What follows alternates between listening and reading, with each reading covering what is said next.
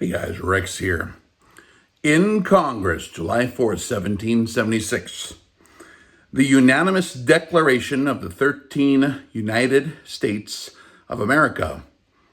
When in the course of human events it becomes necessary for one people to dissolve the political bands which have connected them with another, and to assume among the powers of the earth the separate and equal station to which the laws of nature and of nature's God entitle them, a decent respect to the opinions of mankind requires that they should declare the causes which impel them to the separation. We hold these truths to be self-evident, that all men are created equal, and that they are endowed by their Creator with certain unalienable rights, that among them are life, liberty, and the pursuit of happiness. That to secure these rights, governments are instituted among men, deriving their just powers from the consent of the governed. That whenever any form of government becomes destructive of these ends, it is right of the people to alter or abolish it, and to institute new government, laying its foundation on such principles and organizing its powers in such form as to them shall seem most likely to affect their safety and happiness. Prudence, indeed, will dictate that the governments long established should not be changed for light and transient causes. And accordingly, all experience hath shown that mankind are more disposed to suffer while evils are sufferable than to right themselves by abolishing the forms to which they are accustomed.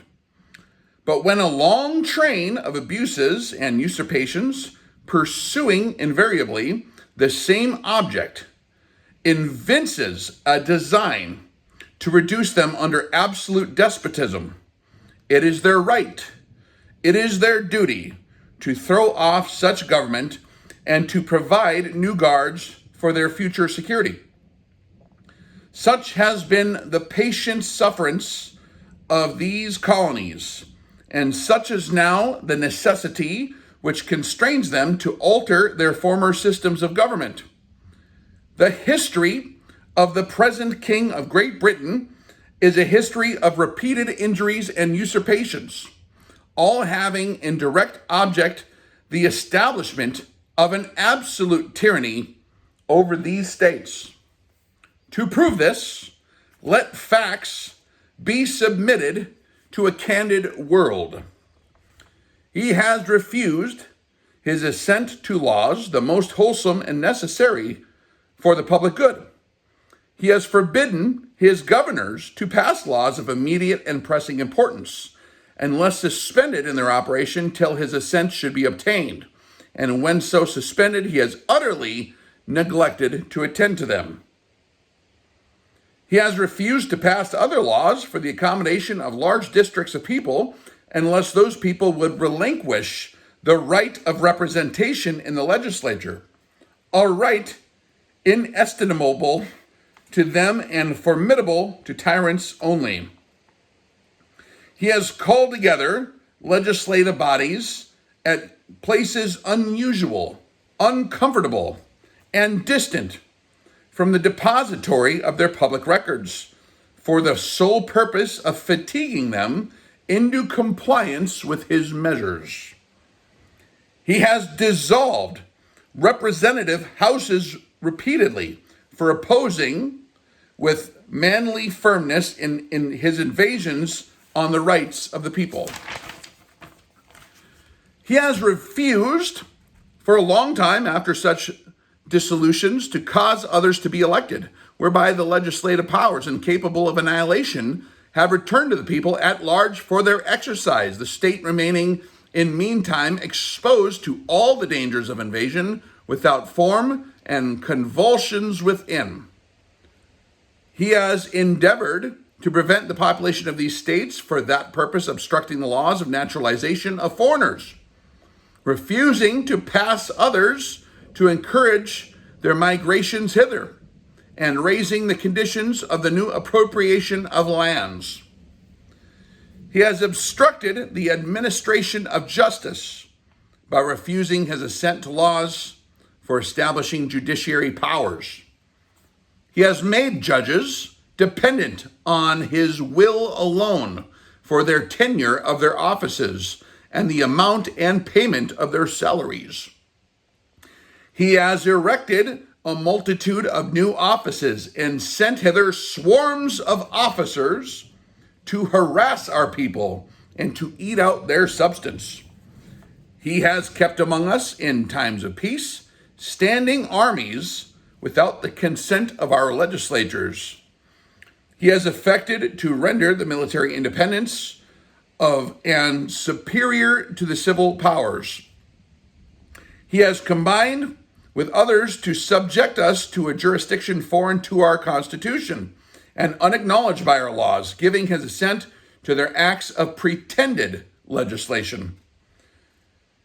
For quartering large bodies of armed troops among us, for protecting them by a mock trial from punishment for any murders which they should commit on the inhabitants of these states, for cutting off our trade with all parts of the world, for imposing taxes on us without our consent, for depriving us, in many cases, of the benefits of trial by jury, for transporting us beyond seas to be tried for pretended offenses, for abolishing the free system of English laws in a neighboring province, establishing therein an arbitrary government, and enlarging its boundaries as to render it at once an example and fit instrument for introducing the same absolute rule into these colonies,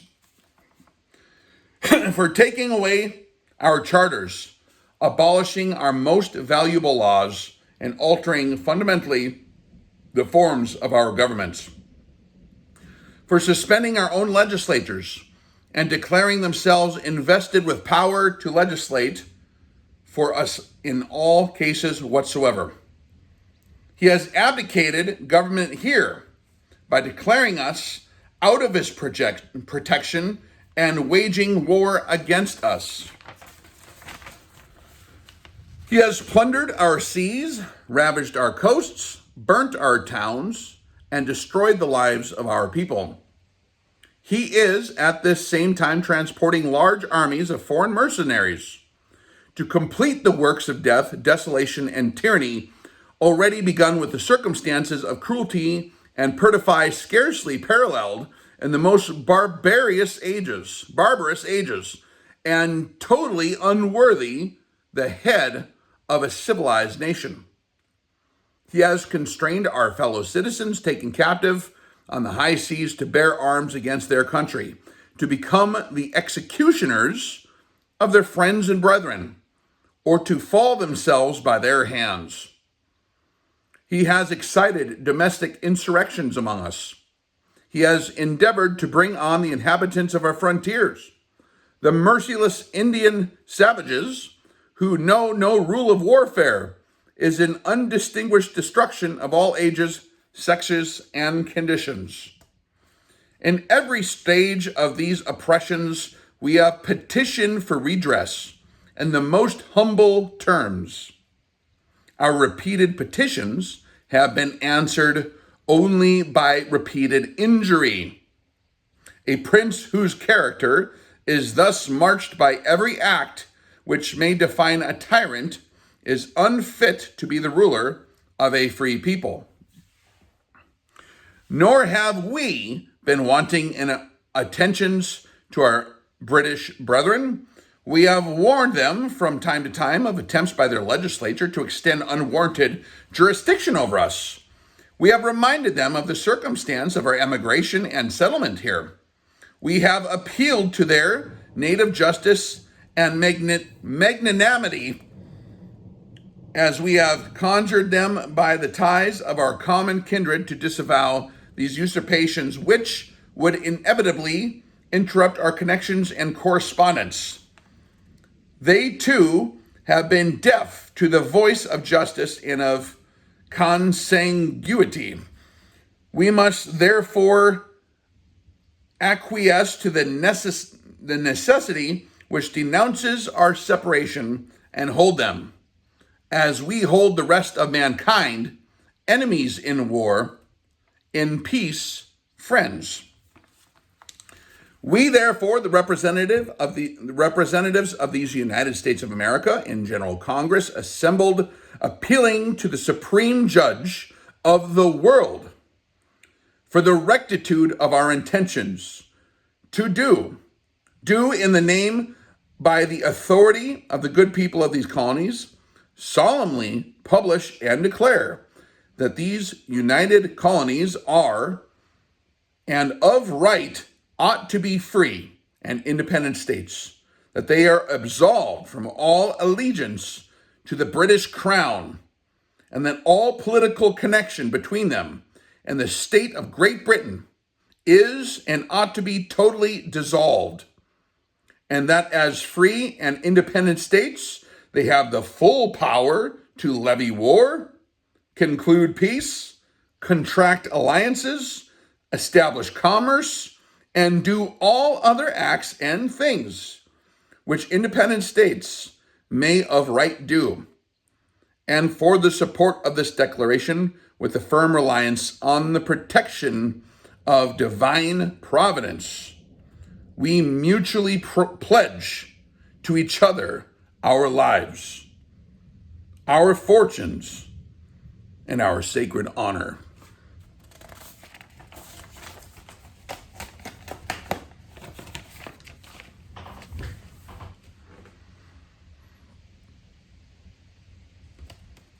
You guys want to light a firecracker? How much of this applies to us today in our context? Have we gone through the same redress of grievances and the same formalities to our new king of these United States to warrant the outrage that we have today? Or are we a generation of observers? Do we have the moral fortitude and do we have just cause to demand a higher standard? Are we the same breed of people we were in 1776? Or are we ourselves maybe in the position of being the King of England? What have we done to where we think we automatically just deserve these things?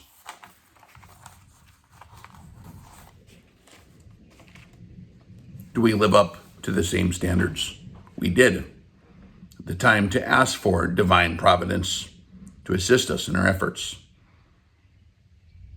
Do we have the same foundation? That's the subject material of what we do in our training on Patreon, is to live up to those kind of standards so that we can be blessed with the same blessings of divine providence and assistance that these guys had. Our nation was not born merely on guns and whiskey, as much as I like both guns and whiskey. It was founded on a humble, obedient, truly independent people who loved that which was good and just wanted a clear path to deliver that which is good to their families.